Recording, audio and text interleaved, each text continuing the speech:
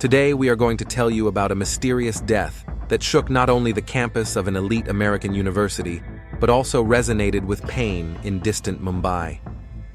22-year-old Lakshmi Singhania came to America to seek knowledge, but found only death. November 13th, Friday, an ordinary autumn morning in Manhattan. At 7:45 a.m., Maria Gonzalez, a janitor, goes up to the fourth floor of a Columbia University dormitory. When she knocks on room 417, no one answers. The door is locked from the inside. After several attempts and a call to the superintendent, the door is opened. Behind it is the body of an Indian student in a traditional saffron-colored salwar kameez. She is lying on the floor, as if asleep. But Lakshmi Singhania will never wake up. "I immediately realized something was wrong," Maria says, recalling that morning. Lakshmi usually woke up at 6 and practiced yoga on the balcony. She never missed this ritual, even in the rain. Lakshmi Singhania was not just a student.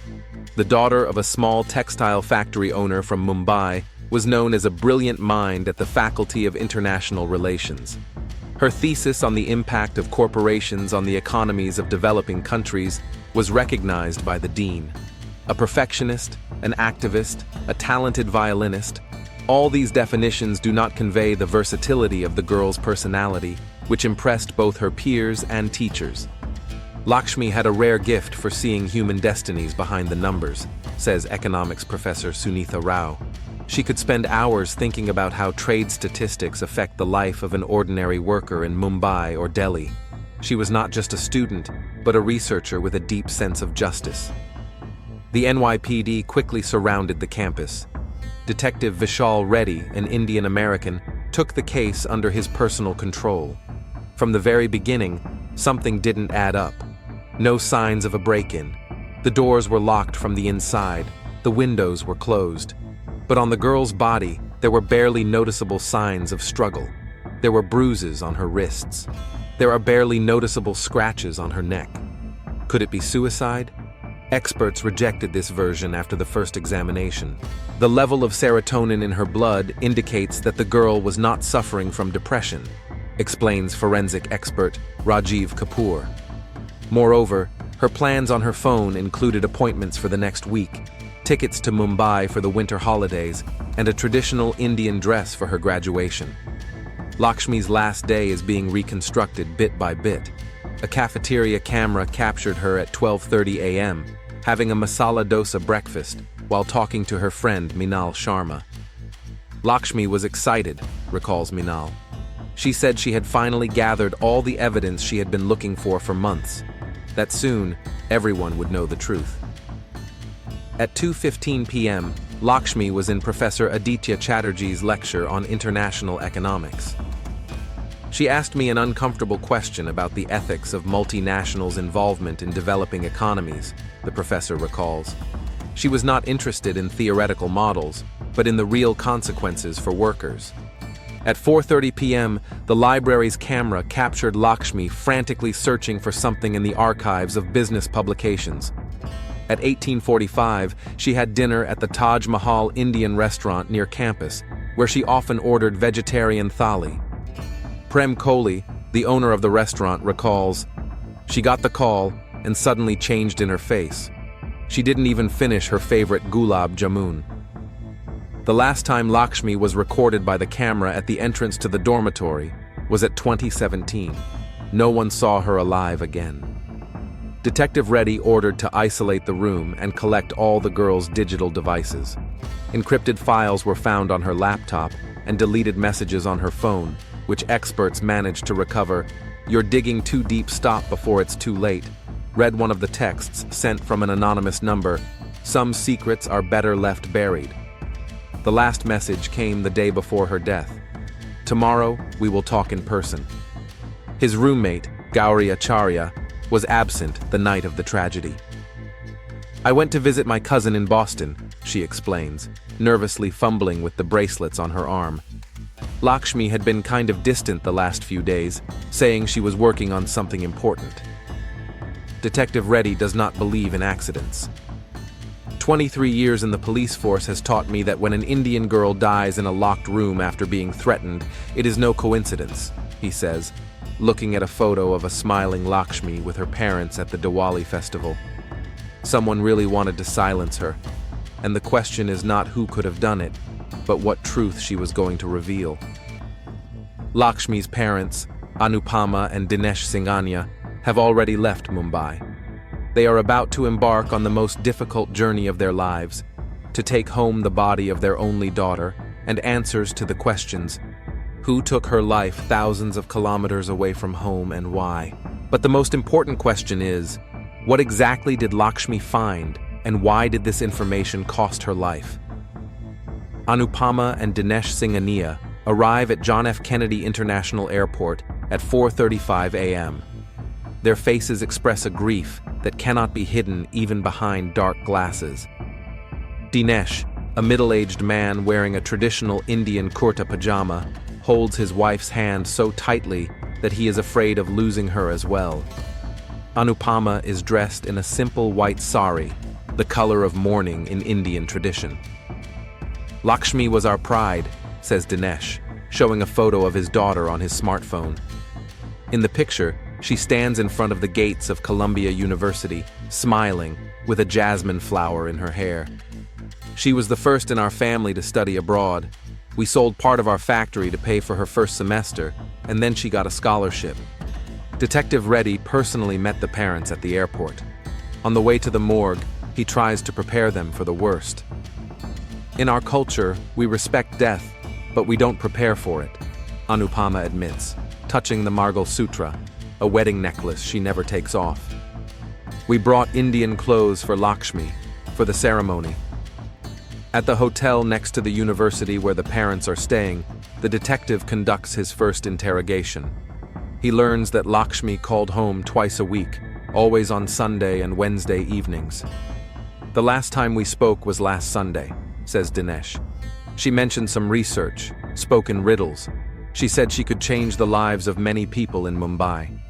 That same day, Detective Reddy meets with Gauri Acharya, Lakshmi's roommate. They are sitting in the campus coffee shop, the girl nervously twirling her masala teacup. Gauri comes from a wealthy family in Delhi and is studying finance. "Lakshmi was special," Gauri says, avoiding direct contact. "A model student, all her professors adored her. But in the last few months, she was hardly ever in the room. She would come back late, constantly taking notes, talking in whispers on the phone." When asked about her trip to Boston, Gauri is uncertain. "Yes, I was visiting my cousin. Although, to be honest, I just wanted to give Lakshmi some space. She said that someone was coming to see her for an important conversation."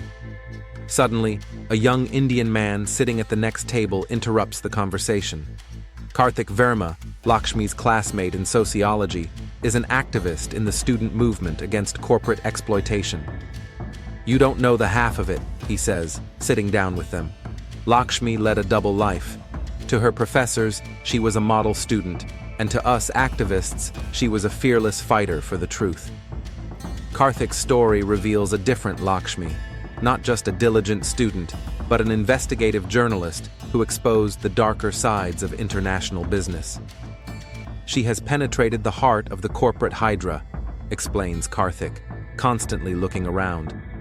"For the last 6 months, she's been gathering evidence against Vanguard Fabrics, a textile giant based in Mumbai.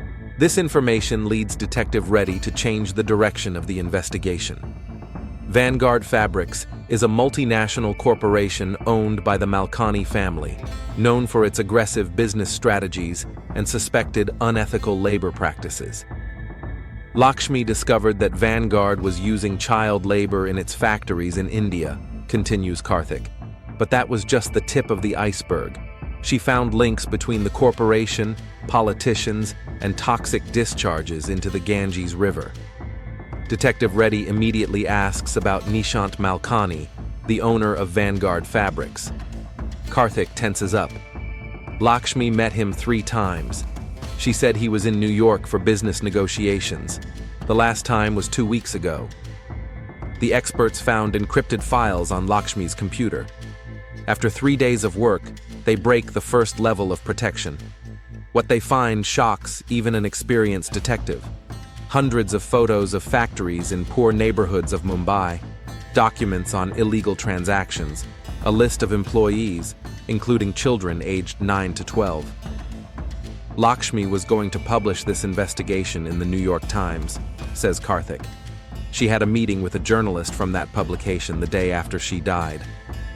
The threads start to come together when the detective discovers that Professor Aditya Chatterjee, who Lakshmi had taken lectures from, used to work as a consultant for Vanguard Fabrics. "I left the corporation because of ethical differences," he claims during the interrogation. "But I admit Lakshmi asked uncomfortable questions about my former connections." In the evening of the same day, Detective Reddy receives an unexpected call. The receptionist at the upscale Plaza Hotel informs him that Nishant Malkani stayed there from November 10th to 14th. He left New York the morning after Lakshmi's death. "We'll check the security cameras," the detective tells his assistant, "and find me anyone who had contact with Malkani while he was in town." Meanwhile, Lakshmi's parents perform a Hindu ritual at a Queen's temple, Anupama, holding their daughter's photo, whispering prayers, asking the goddess Durga for justice. "My daughter believed in Dharma, truth and duty," she tells reporters gathered outside the temple. "If she died for the truth, we need to know what that truth is." In the evening, when Detective Reddy returns to the police station, there is a note on his desk. "Call me. I know why she died." The signature is a simple letter I, a phone number with an Indian code.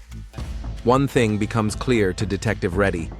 Lakshmi Singhania came to America to study, but instead became a truth hunter who took her too far. Between the cozy university campus and the dirty factories of Mumbai, there was a bridge, built of secrets and lies. And Lakshmi stepped on that bridge, unaware that it led to an abyss. Detective Reddy dials a mysterious number with a note signed with the letter I. A woman's voice answers after the first ring. "My name is Isha Malkani. I am Nishant's niece, and I am afraid that I will be the next one to be targeted." 48 hours later, the investigation into Lakshmi Singhania's case is taking on an international dimension. Mumbai police officer Pritam Sharma stands in front of a modest 3-story house in the Anjeri neighborhood. This is where Lakshmi grew up. Neighbors are pouring into the street after learning of the tragedy. "She was like a bright star in our community," says an elderly neighbor, Ms. Joshi, as she places flowers and candles outside the Singhania family's door. Pritam Sharma conducts a survey. From conversations with Lakshmi's school friends and teachers, a portrait emerges of a girl with a rare sense of justice. She had already organized a protest at school against a textile factory that was polluting our local river, says Nandini Nayak, a school friend. That was the first time she came across Vanguard Fabrics. In search of a deeper understanding of Lakshmi's past, Detective Reddy flies to Mumbai. He is greeted by Officer Sharma in an old ambassador, slowly making its way through the chaotic traffic. "We've found Lakshmi's ex-boyfriend," Sharma reports over the car horns. Rohin Datta works in the IT department of Vanguard Fabrics. The meeting takes place in a tea house tucked away in the back alleys of Colaba. Rohin Datta, a thin man of 25 in an impeccable Western suit, nervously taps his fingers on the table. "We dated for 3 years," he begins. "We broke up when she went to America. Although, to be honest, it wasn't distance that broke us up. It was Vanguard." Rohin explains how he got a prestigious position in the corporation after completing his MBA. "Lakshmi was against it. She said I had sold myself to the devil. We fought a lot, but I didn't understand her obsession." The photos on Rohin's phone tell a different story. Lakshmi as a student, holding placards at rallies against corporate abuse. Lakshmi by the Mithi River, where chemical dumping was discovered. Lakshmi with a group of female factory workers, showing battered hands and chemical burns. "This is where her investigation began," Rohin says, showing a photo of the dilapidated factory. 3 years ago, there was a fire here. Officially, it was an accident. 27 workers died, including Lakshmi's cousin Priya. Most of the victims were locked in the building. The owners, Vanguard's subcontractors, have escaped responsibility. Detective Reddy visits the site of the tragedy. The factory still stands dilapidated, blackened by the fire. The people around them live in abject poverty. Children play among the debris, women wash clothes in contaminated water. Vanguard Fabrics has been owned by the Malkani family for 3 generations, explains Officer Sharma. They control 40% of India's textile exports. The politicians are in their pocket. The unexpected meeting takes place at a Mumbai police station. Professor Aditya Chatterjee, who had flown to India ostensibly for a conference, comes to talk to them himself. I was a consultant for Vanguard 5 years ago, he admits. I helped them optimize production. When I realized they were using my models to exploit workers, I quit. When asked about his relationship with Lakshmi, the professor is evasive. She was a talented student. Yes, she asked me about Vanguard. I didn't know about her personal motives. Detective Reddy notices that the professor is constantly checking his watch, an expensive Rolex with an engraving on the back. Meanwhile, in New York, a technical team is recovering deleted emails from Lakshmi's computer. Professor Chatterjee, we know you are still receiving money from Vanguard, Lakshmi writes in one of the emails. I have proof of your advice on optimizing the use of child labor. Let's meet or I'll pass it on to the editorial board. At the same time, an unexpected witness appears at the New York Police Department. Ashok Pradhan, an Uber driver of Indian descent, is watching the news and recognizes the dormitory. I gave an Indian gentleman a ride there that night, he says. An elegant man in his 50s, wearing traditional Indian clothes. He was very nervous. The Plaza Hotel's surveillance cameras confirm Nishant Malkani checked out of the hotel at 19:30 on the day of Lakshmi's death and returned around 22 WOW. His face on the return camera looks tense, and there is a dark stain that looks like blood on the sleeve of his expensive suit. The atmosphere at the Vanguard Fabrics office in Mumbai, where Detective Reddy is on an official visit, is one of exemplary transparency. We are deeply saddened by the tragic death of Ms. Singhania, says Vidya Kapoor, a spokesperson for the corporation. Mr. Malkani is currently on a business trip, but he is willing to cooperate with the investigation. During the visit, the detective notices a photo on the wall, a young Nishant Malkani next to a young Aditya Chatterjee at the opening of a factory. They hug like old friends. In the evening, an unexpected visitor comes to Detective Reddy's hotel, an elderly woman in a simple sari. My name is Lakshmi Devi, she says. I have been working as a housekeeper for the Malkani family for 30 years. The girl is named after me. Her father, Dinesh Singhania, is a cousin of Nishant's first wife. The woman pulls out a yellowed photo from her bag. Young Dinesh and Nishant in traditional Indian clothes. They were friends, then they quarreled over business. Nishant took Dinesh's share of the textile factory away from him in court. This happened 25 years ago. The picture of Lakshmi's past becomes increasingly complex. Her fight against Vanguard Fabrics turns out to be not just student activism, but a deeply personal matter tied to her family history. But how far was she willing to go for the truth? Before returning to New York, Detective Reddy receives a message. A video has been found on Lakshmi's computer. On it, a hidden camera captures Lakshmi's meeting with Nishant Malkani in a cafe 2 weeks before her death. You are so much like your mother, Malkani says in the video. You have the same stubborn character, but you're playing with fire, baby. NYPD Technical Laboratory. Cybercrime expert Vijay Patel has been working on decrypting Lakshmi's files for 3 days. She was using triple encryption, he explains, not looking up from his monitor. This is not the level of a regular student. Lakshmi knew she was protecting something extremely valuable. At 3:17 a.m., the system finally breaks the last security barrier. Hundreds of documents appear on the screen. Financial reports, emails, photos, audio recordings.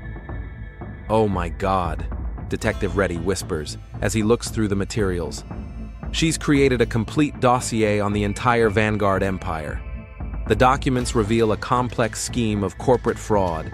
Vanguard Fabrics laundered millions of dollars through a network of shell companies, used child labor, bribed labor inspectors, and dumped toxic waste into rivers in India. It had everything: bank statements, worker testimonies, secret board resolutions, Vijay says as he scrolls through the documents. The most shocking revelation is a secret project codenamed Shiva, a plan to close old factories in Mumbai through deliberate accidents to collect insurance payments and move production to cheaper regions in Bangladesh and Cambodia. The fire in which Lakshmi's cousin died is listed in the documents as successfully implemented Phase 1. That's why she was so obsessed, Detective Reddy tells his team. It's not just activism. This is revenge for the death of a loved one. Meanwhile, Isha Malkani, who had contacted the detective earlier, arrives at the police station accompanied by a lawyer. An elegant young woman in a Western business suit, she carries herself confidently, but her eyes show anxiety. "I am not Nishant's niece, as everyone thinks," she begins suddenly. "I am his illegitimate daughter from his affair with a model.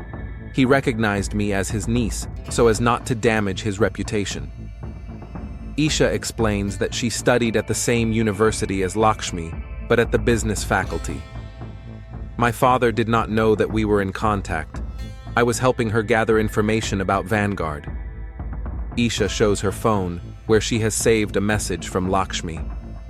"Meet me at 21 now at the fountain. I have definitive evidence against your father. It's time to act." The message was sent on the day of his death. "I came, but Lakshmi didn't show up," Isha says, looking away. "I thought she had changed her mind. And the next day, I found out she had died." Financial investigators uncover another unexpected fact. A week before her death, Lakshmi received $50,000 in funds from an offshore company linked to Vanguard. The next day, she transferred all this money to a charity fund to help victims of industrial accidents in Mumbai. It was an attempted bribery, the detective suggests, and she defiantly rejected it. Another unexpected person arrives in New York, Megha Singhania, Lakshmi's younger sister, a slender girl of 19, with the same determined look as her sister. "My parents don't know I'm here," she explains, sitting in the detective's office. "But Lakshmi trusted me with things she wouldn't tell anyone else." Megha reveals a family secret. "Our father, Dinesh, was Nishant Malkani's best friend in college. They founded a textile company together. But Nishant betrayed his father by forging documents and taking away his share of the business. Moreover, our mother, Anupama, was Nishant's fiancée before she met his father." The story of the family feud takes on new dimensions. "Lakshmi promised to bring justice," Megha continues. "She found original documents proving Nishant's fraud 25 years ago. This was to be part of her publication. Technical experts are tracking the location of Professor Chatterjee's phone on the day of Lakshmi's death. The signal was detected near her dormitory at 20:30. Under interrogation, the professor finally confesses, "Yes, I met with her that evening. She blackmailed me with information about my cooperation with Vanguard. We argued, but when I left, she was alive, I swear."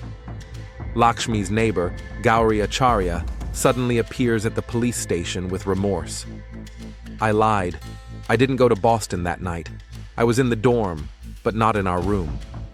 It turns out that Gauri had been seeing a guy from another floor and was afraid that this information would reach her conservative parents in India. "I came back around 11 p.m., she admits, sobbing. "I saw Professor Chatterjee coming out of our block. He looked irritated. Then I noticed another visitor going to Lakshmi's room, a tall Indian man in an expensive suit. Gauri identifies this person from the photographs as Nishant Malkani. I didn't want to interfere, so I went to my friend's house. I returned only in the morning and saw the police." An analysis of the surveillance footage confirms Gauri's words. The footage shows Nishant Malkani entering the dormitory at 10:17 p.m. and leaving the building at 10:53 p.m. On his way out, his face looks tense and his hands are shaking. As the detective is preparing to issue an arrest warrant for Nishant Malkani, an alarming message arrives. The main piece of evidence, a flash drive with a video of Lakshmi's meeting with Nishant, has disappeared from the evidence room. The officer in charge of the storage room cannot explain the disappearance. "There are too many coincidences in this case," says Detective Reddy, looking at a board with photos of the suspects. "Someone very powerful doesn't want the truth to come out." That same evening, Isha Malkani receives an anonymous message. "You're next. Traitors don't deserve to live."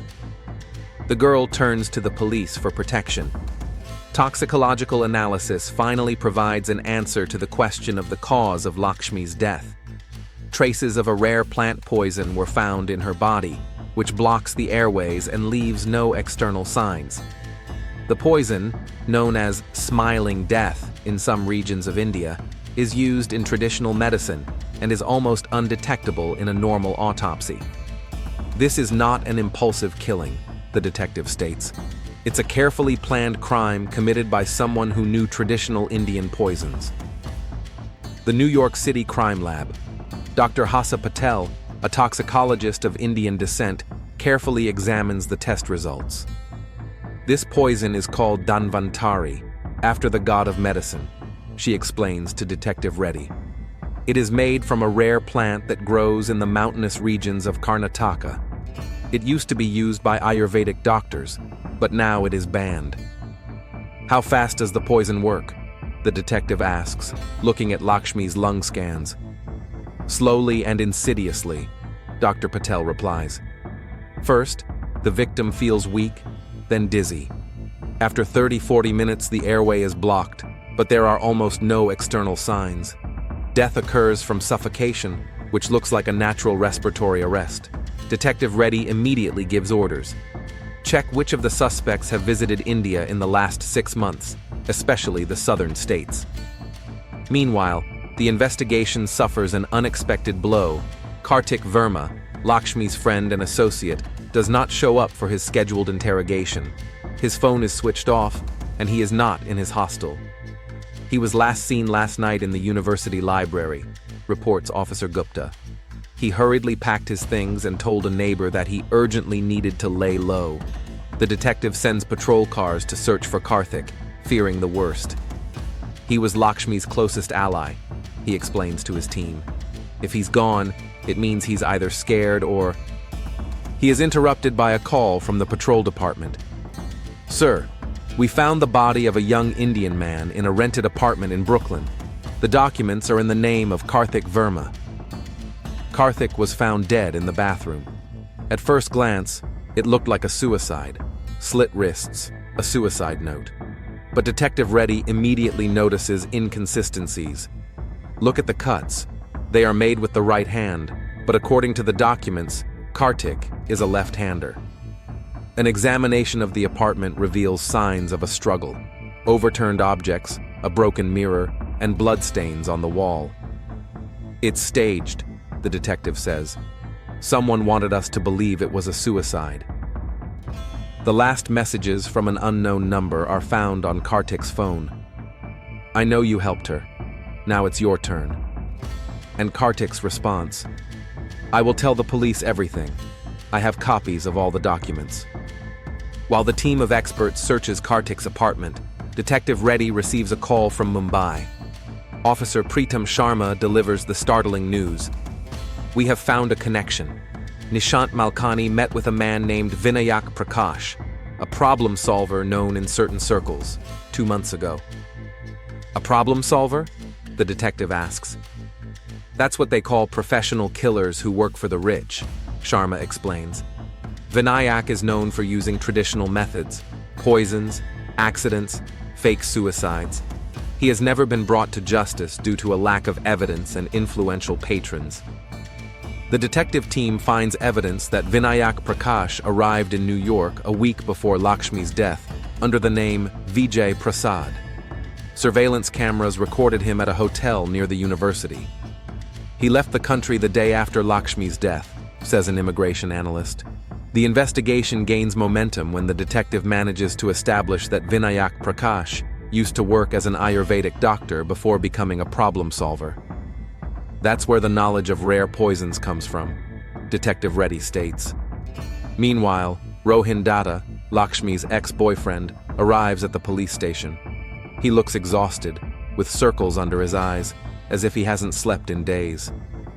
"I couldn't keep quiet any longer," he says in a shaky voice. "I was her informant." In the detective's office, Rohin reveals the shocking truth. "I did not break up with Lakshmi when she went to America. That was our legend. In fact, I agreed to work in Vanguard's IT department to help her gather information from the inside." Rohin hands the detective a flash drive hidden in his watch. "Here are copies of all the documents I gave to Lakshmi, evidence of Vanguard's crimes, including the Shiva project. I risked my life to get this." "Why did you decide to confess now?" the detective asks, watching Rohin's reaction closely. "Someone broke into my apartment last night," Rohin replies, showing the bruises on his arms. "They were looking for this flash drive. They said I was next after Kartik. I realized that the only way to protect myself was to make the information public." Rohin's confession is confirmed when experts find encrypted messages from Lakshmi in his documents, signed with the code name Krishna. "She called our investigation the Battle of Kurukshetra, based on the epic Mahabharata," Rohin explains. Meanwhile, Megha Singhania meets with the detective in a park, away from prying eyes. "Lakshmi was receiving threats back in Mumbai," she says, showing photos of notes sent to her sister. "At first, they were warnings to leave the topic alone. Then, there were direct threats against the family."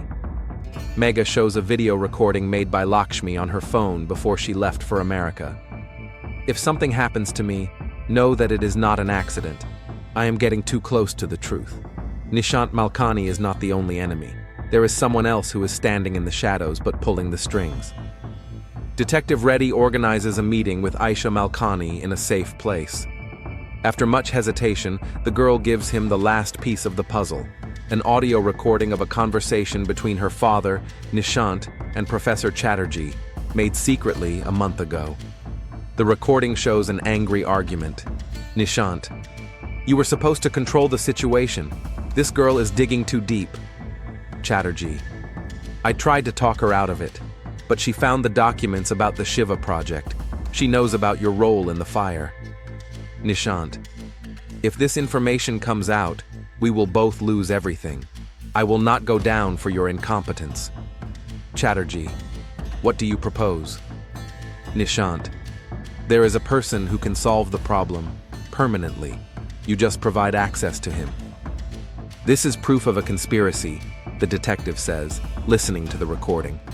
"But I don't understand why you protected your father before, and now you've decided to help us." Isha looks away, tears forming in her eyes. "Lakshmi was my friend. We met by chance at a student event. When she found out who I was, she didn't trust me at first, but then we joined forces. She fought for justice for workers, and I fought to destroy an empire built on lies." The sun is setting as Detective Reddy assembles a team to arrest Nishant Malkani and Professor Chatterjee. But an hour before the operation, an alarming message arrives. A private jet registered to Vanguard Corporation has been cleared to take off from Teterboro Airport in New Jersey. The destination is Dubai. "They're on the run," the detective says, ordering all possible escape routes to be blocked. At the airport, the police team spots Nishant Malkani, accompanied by security. Next to him is a nervous Professor Chatterjee. "NYPD," exclaims Detective Reddy, showing his badge. "You are both under arrest on suspicion of the murder of Lakshmi Singhania."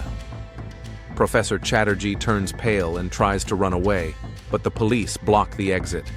Nishant Malkani remains outwardly calm, with only a vein throbbing on his temple. "This is absurd," he says coldly. "You have no evidence." "Vinayak Prakash is already testifying in Mumbai," the detective bluffs, watching the suspect's reactions closely. And this bluff works. Professor Chatterjee suddenly loses his temper. "It wasn't my idea. He forced me to help him. I only gave her a sedative in her tea. I didn't know about the poison. Nishant Malkani looks at the professor with contempt. A coward, he whispers, before being led away to a police car. Manhattan Federal Court, 2 months later. The courtroom is packed with journalists from all over the world, representatives of the Indian community, and students from Columbia University. In the dock are Nishant Malkani, elegant even in his prison clothes, and Professor Aditya Chatterjee, gaunt and aged by the weeks in custody. Today, we are witnessing the culmination of one of the most high-profile international criminal trials of the decade. A CNN reporter reports from outside the courthouse. Billionaire Nishant Malkani and Professor Chatterjee are accused of orchestrating the murder of student Lakshmi Singhania, who exposed the corporate crimes of textile giant Vanguard Fabrics. In the courtroom, the prosecutor shows the jury a video of the confession of Vinayak Prakash, who was detained in Mumbai. I was hired by Nishant Malkani to fix the problem. He paid me $200,000. Professor Chatterjee provided access to the girl, added sleeping pills to her tea during their meeting. I entered the room when she was semi-conscious and injected the poison. The cold professionalism with which Vinayak describes the murder is a shudder in the room. Anupama Singhania, Lakshmi's mother, sobs quietly as she leans on her husband's shoulder. The defendant's lawyers try to undermine the credibility of Vinayak's testimony, calling him a known criminal who wants to mitigate his punishment. However, the technical evidence is inexorable. Vinayak's DNA is found on the doorknob of Lakshmi's room, and his fingerprints are found on a glass from her desk. The prosecutor calls an unexpected witness, Isha Malkani. A wave of whispers rises in the room. She approaches the podium, trembling slightly, but her voice is clear. I am Nishant Malkani's daughter, though officially I am his niece. Lakshmi became my friend. We joined forces to expose the crimes of Vanguard Fabrics. Isha describes how she secretly recorded her father's conversations, how she passed the information on to Lakshmi, and how she experienced an internal conflict between family loyalty and moral duty. When Lakshmi died, at first I did not believe that my father could have ordered her murder. But the evidence is inexorable. He knew that I was helping her, and he gave the order anyway. Nishant Malkani looks at his daughter with an expression that mixes rage and deep pain of betrayal. You have destroyed our family, he whispers. No, Dad. It was you who destroyed our family when you decided that profits were more important than human lives, Isha replies, looking him straight in the eye. The defense tries to portray Nishant as a victim of corporate blackmail, claiming that Lakshmi demanded money in exchange for silence. But financial documents refute this version. The girl rejected the bribery attempt, transferring all the money she received to charity. When it seems that the verdict is inevitable, the defense makes one last desperate move. It calls a witness whose appearance shocks everyone present. An elderly man in a traditional Indian dhoti, leaning on a cane, enters the room. Vikram Malkani, Nishant's 78-year-old father, is the former chairman of the board of directors of Vanguard Fabrics. My son is innocent of murder, the old man says in a shaky but convincing voice. It was I who gave the order to eliminate Lakshmi Singhania, without my son's knowledge. There is a stunned silence in the courtroom as Vikram continues. Lakshmi was a threat to the empire I had been building for 50 years. She had evidence not only of current violations, but also of my personal crimes from 30 years ago. The documents she found proved that I had illegally taken a share of the business from her father, Dinesh. I could not let this truth get out. The prosecutor demands that this confession be checked, suspecting that the old man is trying to save his son. But Detective Reddy is already collecting evidence to support the new version. Secret payments from Vikram Malkani's personal account, his phone conversations with Vinayak Prakash. The real architect of all Vanguard's crimes is not Nishant, but his father, the detective explains. Nishant knew about the corporate irregularities, but not about the assassination order. Vikram went behind his back, using his old network of contacts. Meanwhile, the detectives' team finds new evidence. At Vikram's hidden villa in Goa, they find documents confirming his involvement in the deaths of 27 workers at the factory, including Lakshmi's cousin. He personally approved the arson plan to collect insurance payments, reports Officer Sharma from Mumbai. The jury finds Vikram Malkani guilty of first-degree murder, Nishant guilty of corporate crime and complicity in concealing evidence, and Professor Chatterjee guilty of aiding and abetting. Vikram was sentenced to life imprisonment, Nishant to 15 years, and the professor to 8 years. After the verdict is announced, a touching scene takes place. Dinesh Singhania approaches his former friend, Nishant. "Our daughters have paid for our mistakes," he says quietly. "Yours lost her father, mine lost her life." Lakshmi's investigation is published posthumously in the New York Times. The article sparks an international scandal and reform of India's textile industry. Thousands of workers are compensated, and illegal factories are closed. Vanguard Fabrics is disbanded, and its assets are sold off. Columbia University establishes the Lakshmi Singhania Fellowship for students investigating corporate ethics. Her sister Megha is the first recipient of the scholarship. Rohin Datta and Isha Malkani open an ethical textile business where every worker is paid fairly and has safe working conditions. "We are trying to fulfill Lakshmi's dream," explains Isha at the opening of the first factory in a suburb of Mumbai. However, a year after the trial ended, Detective Reddy still can't shake the feeling of incompleteness. While reviewing the case file late one night, he comes across a detail that had previously seemed insignificant. A series of international calls from Vikram Malkani's number in the week before Lakshmi's death. After obtaining a court order to trace these calls, the detective discovers that they were addressed to an influential Indian politician who controls the textile industry. Hidden surveillance footage shows this politician in a secret meeting with Vikram a month before the murder. "The crime has been solved. The killers have been punished," says the detective, looking at a photograph of the politician who is currently running for Prime Minister of India. But the roots of corruption go much deeper than we thought. There are always fresh flowers on Lakshmi Singhania's grave in Mumbai. Her parents founded a legal aid fund for textile workers.